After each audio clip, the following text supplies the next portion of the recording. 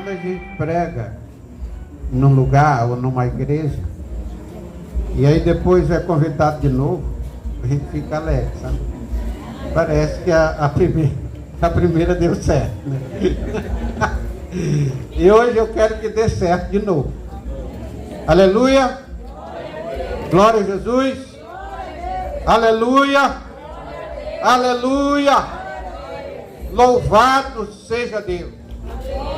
Gente, nós estamos aqui para louvar ao Senhor, para adorar ao Senhor, para glorificar o seu santo nome. Nós estamos aqui para agradecer a Deus pelo privilégio da vida e pela vida abundante em Cristo Jesus, que Ele nos tem concedido para fazermos o que é bom e o que é correto aqui na terra.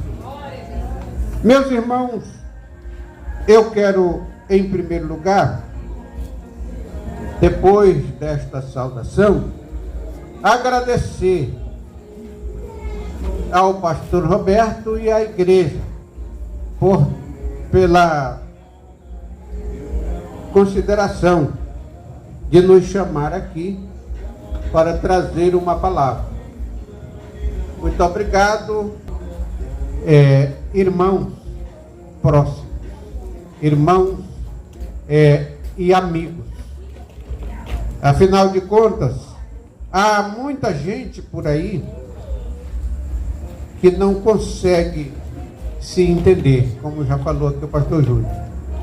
Mas graças a Deus, o Senhor tem nos dado graça e tem nos dado sabedoria. Eu me lembro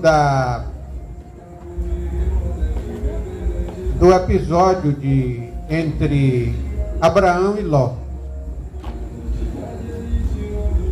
Aí Ló chegou para Abraão e disse assim: olha, tio, acho que é bom a gente se separar, porque os nossos pastores não estão se entendendo. E aí a solução foi Ló ir para um lado e Abraão ir para outro lado. Mas o que eu quero dizer é que quando os pastores pertencem a um mesmo Senhor, precisam se entender. Senão, não estarão cumprindo o propósito. Louvado seja o nome do Senhor. A outra coisa, que é uma experiência que eu tive aqui neste bairro, às vezes nós não nos damos conta de que somos comissionados pelo mesmo Senhor.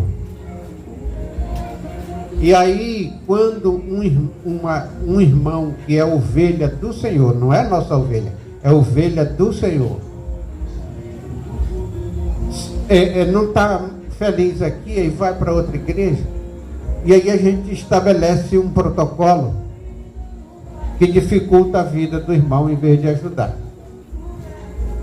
Eu me lembro de uma pessoa que foi para lá saindo de outra igreja. E eu cumpri aquele protocolo que eu vinha com ele na cabeça. Então a irmã volta lá e pega uma carta e tal, e volta com essa carta. E aí a irmã sumiu, não voltou mais. Aí nem lá nem cá. Passado muito tempo, ela voltou devagarinho, sabe? Ela ficou lá no último banco. E eu entendi que nós somos pastores comissionados pelo mesmo Senhor. Glória a Deus. E este Senhor tem um propósito em nossa vida. E esse propósito precisa ser alcançado.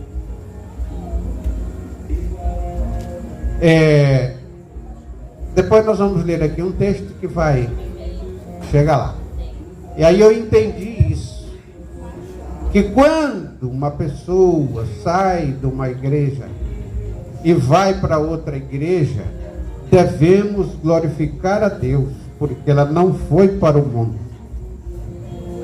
Se ela não teve na sua igreja de origem a capacidade de assimilar o que lhe foi ensinado, quem sabe aqui ela terá essa disposição e consiga assimilar. E depois que ela assimila a doutrina, aí naturalmente ela vai entrar no pasto, vamos usar o termo pasto, né? Em o pasto verdejante, né? Pasto verdejante. E lá no pasto verdejante tem uma parte que diz assim: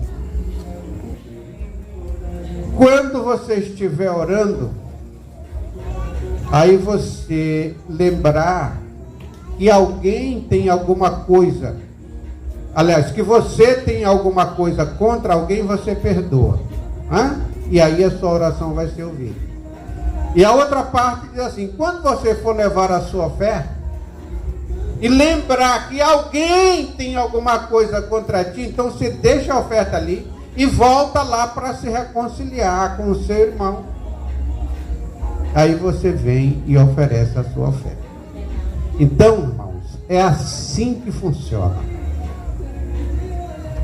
A ovelha de Deus que está fraca, está abatida, não pode ser exigido nenhum protocolo dela, tem que ser cuidada, a bem de que ela se restaure. E quando ela se restaurar, ela vai corrigir tudo que ela deixou para trás. Eu entendi isso, o Espírito Santo me fez entender isso, e de vez em quando eu passo em algum lugar por onde eu tenho a oportunidade de falar. E eu quero ler com os irmãos Efésios capítulo 1.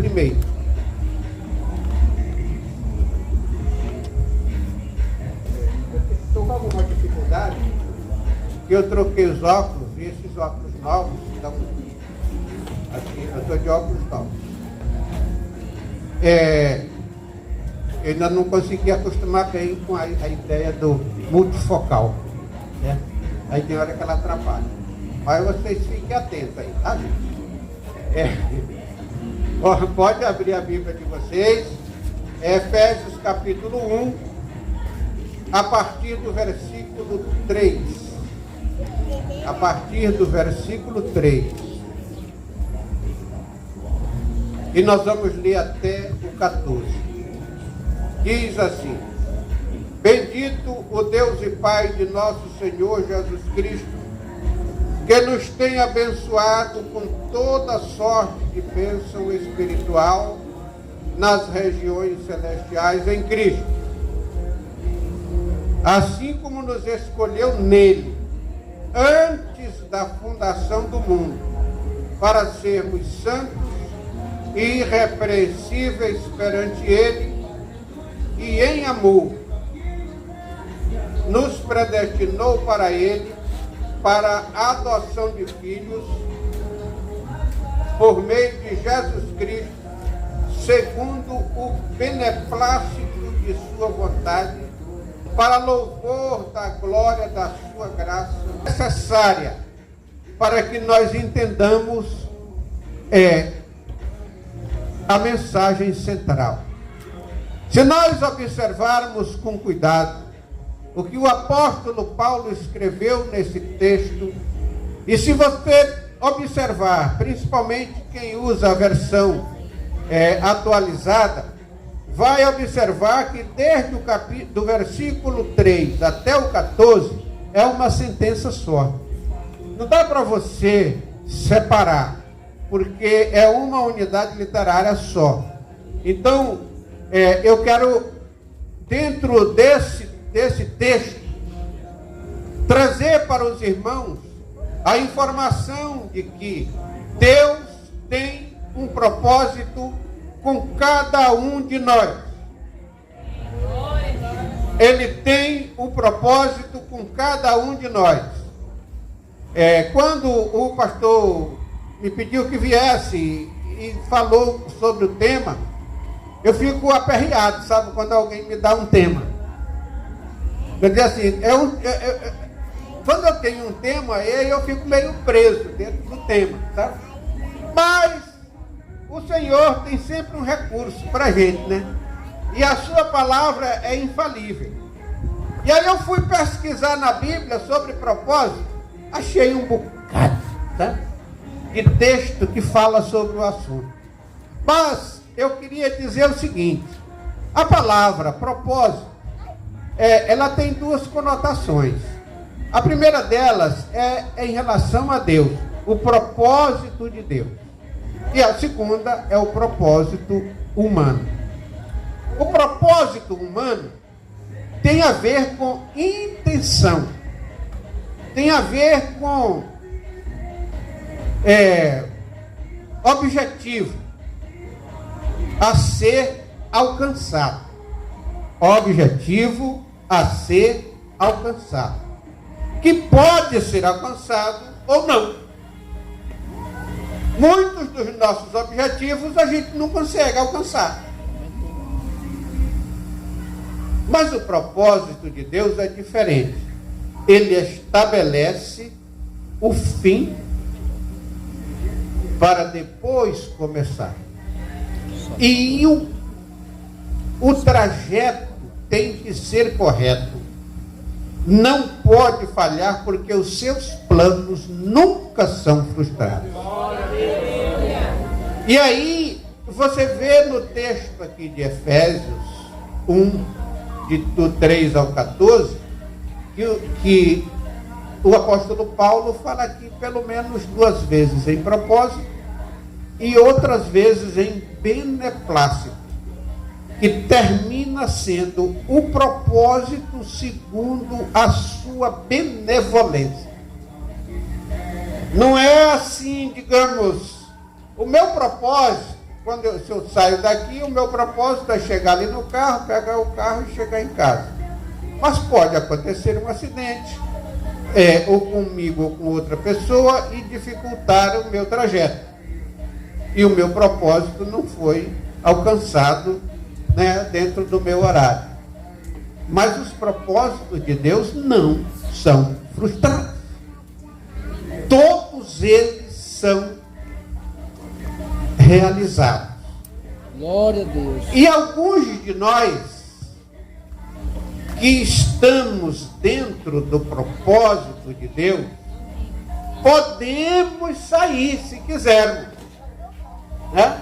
Podemos sair se quisermos, porque Ele estabeleceu o propósito, o caminho, as regras a serem seguidas, porque do contrário, se a gente abrir mão dessas regras, não vamos alcançar o propósito. Daí porque a expressão aqui no tema, que eu recebi aquele cartão bonitão, né, que está dizendo assim, você só vive o propósito, suporta o processo. Então, eu podia pegar aqui um personagem bíblico e trazer, e discorrer sobre ele, que Deus tinha um propósito na sua vida, mas ele sofreu um processo muito doloroso até alcançar aquele propósito. Mas eu não vou trazer aqui a vida de Davi, nem a vida de José, nem a vida de Paulo, e por aí vai, né? Até a vida do Senhor Jesus Cristo, que veio cumprir o propósito dele, veio dentro desse propósito, que foi estabelecido antes da fundação do mundo. Deus pensou em mim e pensou em cada um dos irmãos antes da fundação do mundo. Eu gostaria que todos os irmãos entendessem que nós somos mais importantes do que pensamos. Nós somos mais importantes do que alguém pensa que a gente pensa que é importante. Por quê? O Senhor proveu para nós algo muito forte antes da fundação do mundo. Quando ele pensou em criar o mundo, ele já tinha pensado na igreja. Ele já tinha pensado nos membros da igreja.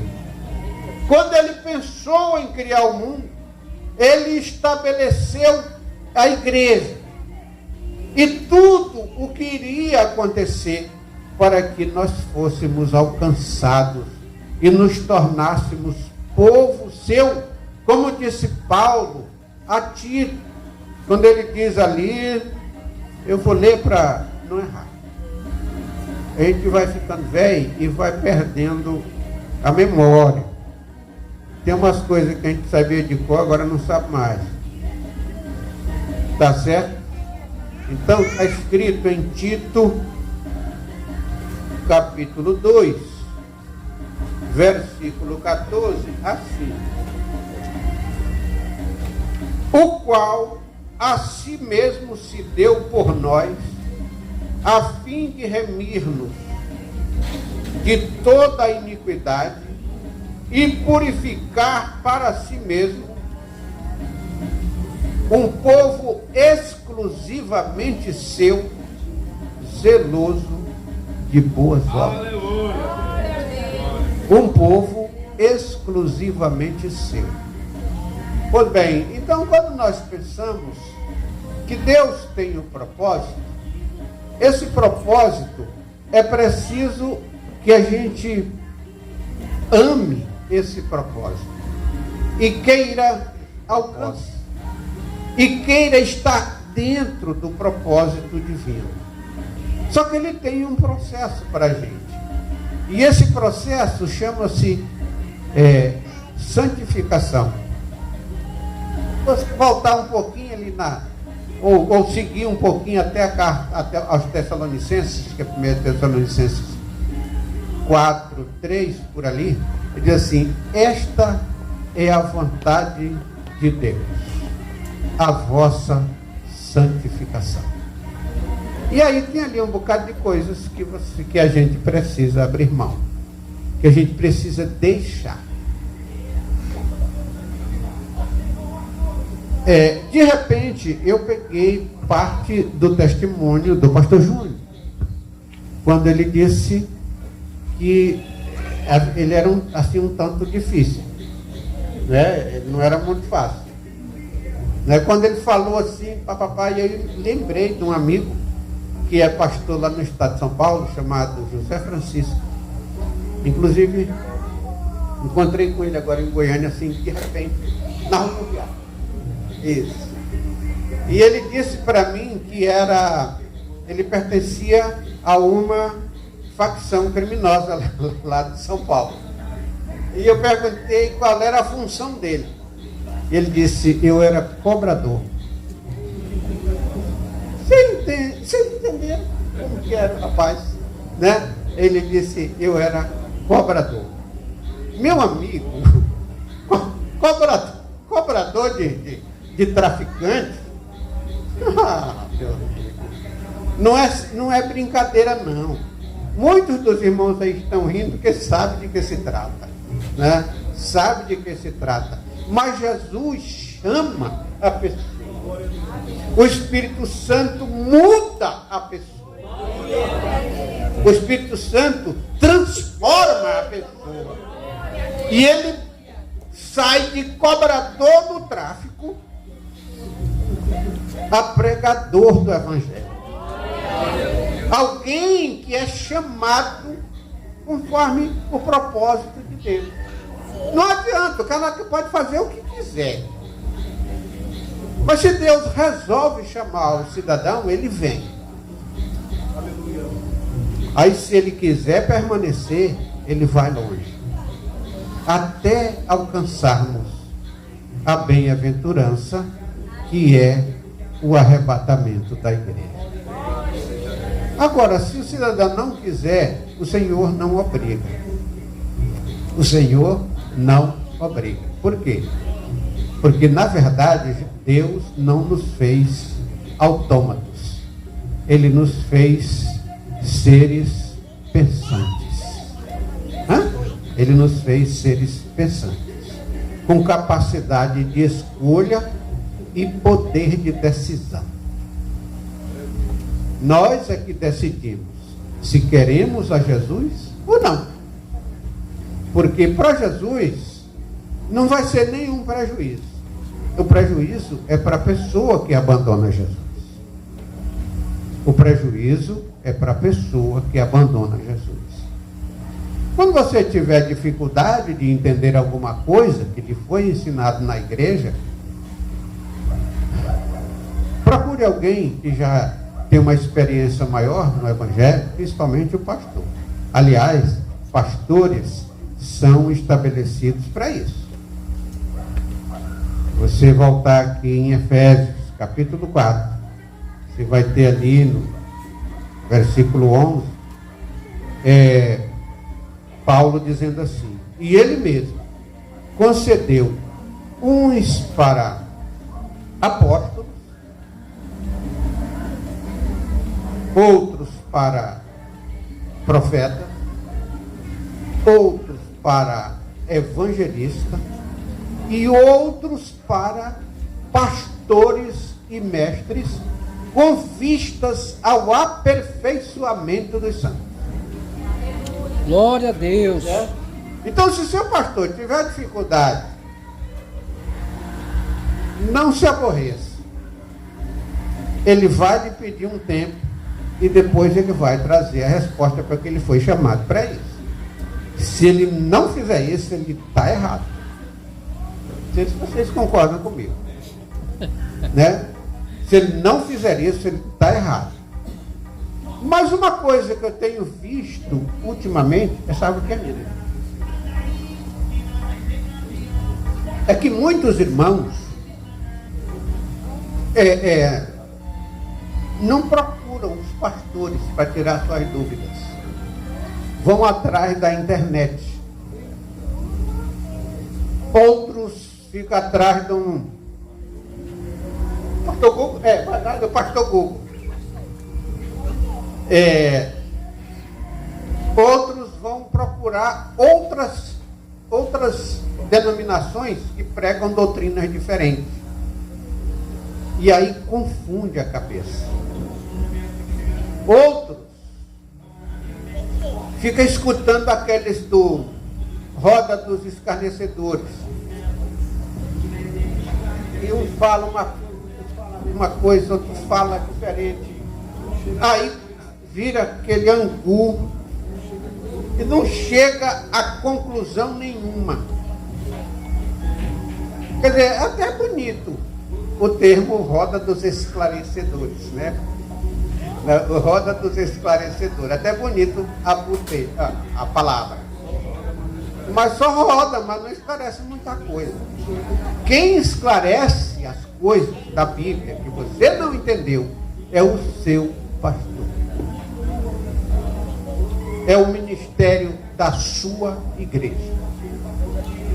Às vezes ele não está presente, mas tem um auxiliar que está capaz de fazer.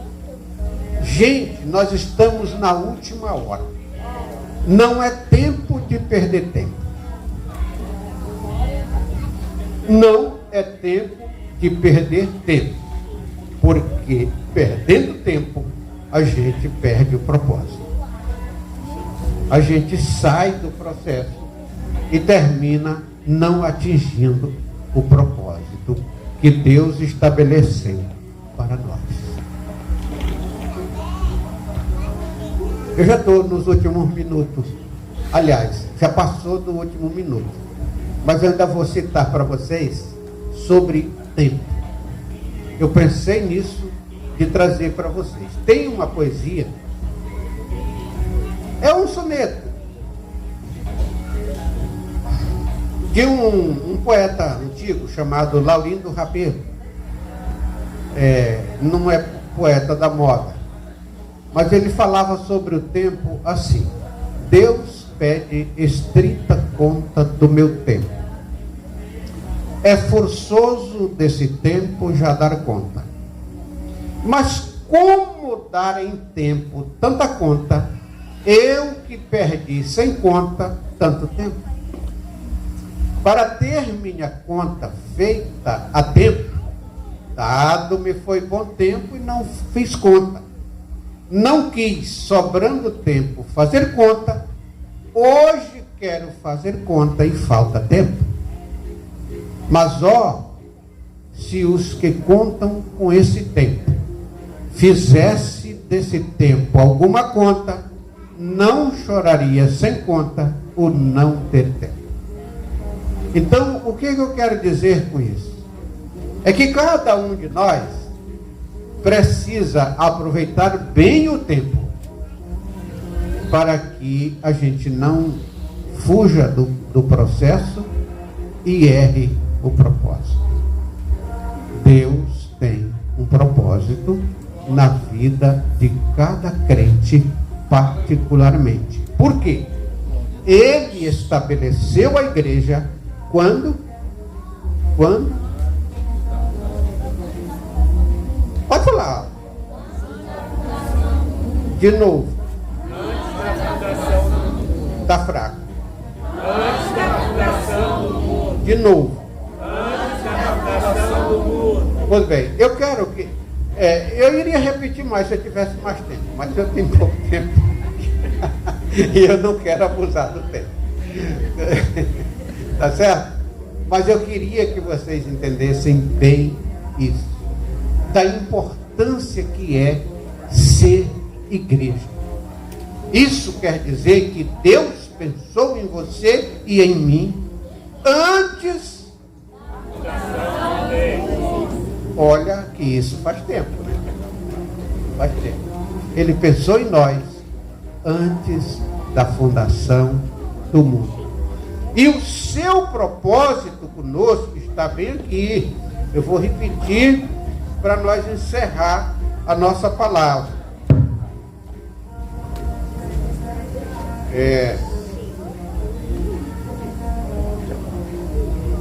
Vou ler de novo.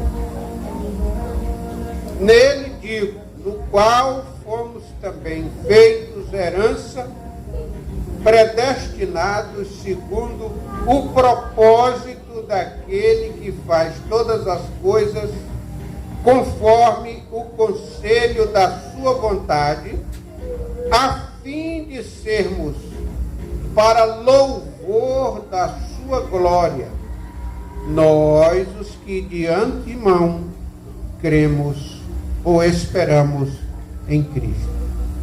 Então, o propósito para o qual Deus nos reservou é sermos para o louvor da sua glória.